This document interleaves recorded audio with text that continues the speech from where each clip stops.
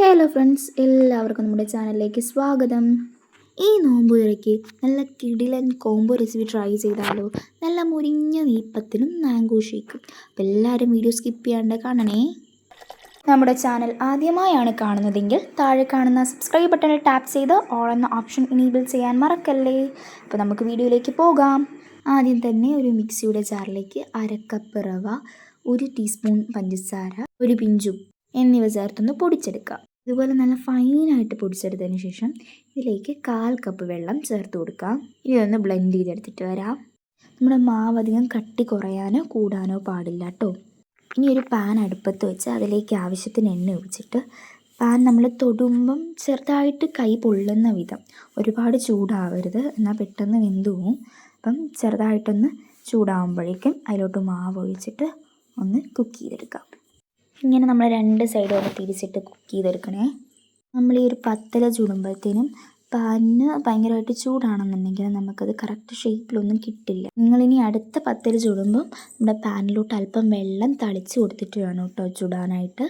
അപ്പോൾ നമ്മൾ വെള്ളം തളിച്ച് കൊടുക്കുമ്പോഴത്തേനും പാനിൻ്റെ ചൂടൊക്കെ ഒന്ന് കുറയും. ഇപ്പോൾ നമ്മുടെ നെയ്പ്പത്തൽ ഇവിടെ റെഡിയായിട്ട് വന്നിട്ടുണ്ട്.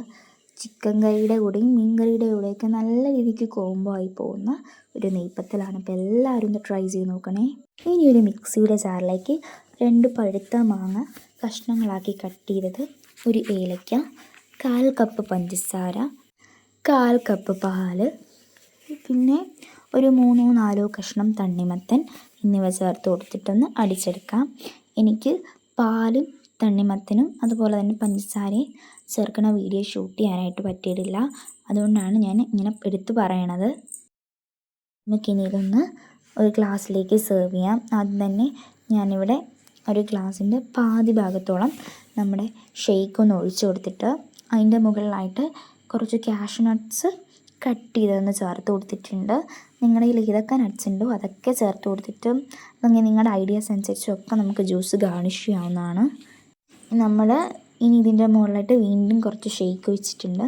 അതിൻ്റെ മുകളിലായിട്ട് പിസ്ത, ബദാം, കാഷ്യൂ നട്ട് എന്നിവ കട്ട് ചെയ്തതോടെ ഒന്ന് വെച്ച് കൊടുത്തിട്ട് അതിൻ്റെ മുകളിലായിട്ടൊരു ഭംഗിക്ക് വേണ്ടിയിട്ട് നമ്മൾ തണ്ണിമത്തൻ്റെ ഒരു പീസ് ഒന്ന് വെച്ച് കൊടുത്തിട്ടുണ്ട് കട്ട് ചെയ്തിട്ട്.